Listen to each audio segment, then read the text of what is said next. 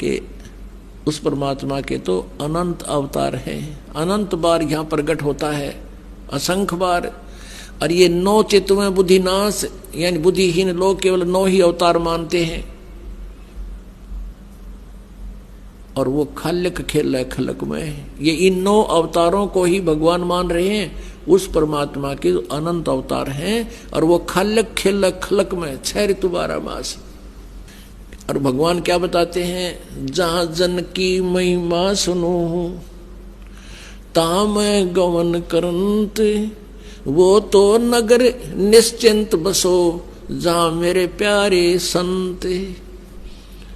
अब जो वेद बताते हैं वो परमात्मा गति करके आता है, और हमारे आध्यात्मिक यज्ञ में आता है, आध्यात्मिक अनुष्ठानों में भी वो गुप्त रूप में रहता है और अच्छी आत्माओं को आकर मिलता है।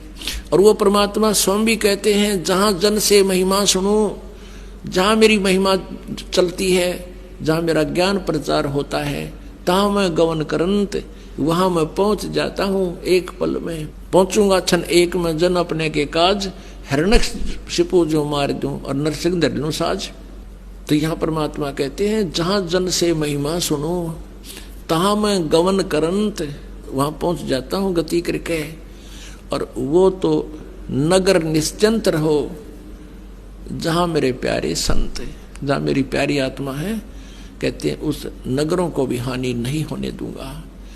पवित्र बाइबल में लिखा है, एक जगह कहते हैं एक व्यक्ति के पास भगवान पहुंच गए और उन्होंने कहा कि ऐसे ऐसे उस नगर में बहुत हाहाकार मच रही है और लोग अन्यायी हो गए हैं, उस नगर को मैं नाश करूंगा।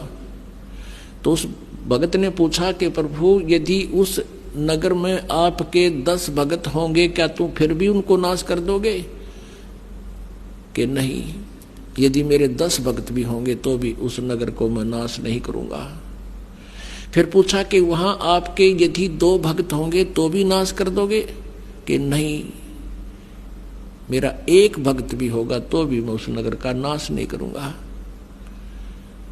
तो पुण्यात्माओं, यहाँ वही परमात्मा कहते हैं, जहां जन की महिमा सुनो तहां मैं गवन करंत, और वो तो नगर निश्चिंत रहो जहां मेरे प्यारे संत। अब पुण्यात्माओं, 1 भगत के कारण भी एक नगरी बसी रहती है, तो वो कितने निकम्मे आदमी है। तो इसलिए कहते हैं, संत ना होते जगत में तो जड़ मरता संसार।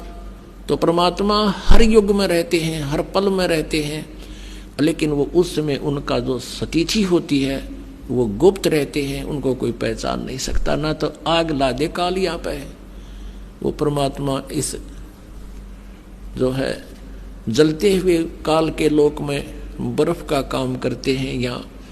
और परमेश्वर ने प्रत्येक ब्रह्मांड में अपना एक गुप्त स्थान बना रखा है, जैसे राजदूत भवन होता है, और वहां रहने से भी हमें बहुत राहत यहाँ मिल रही है।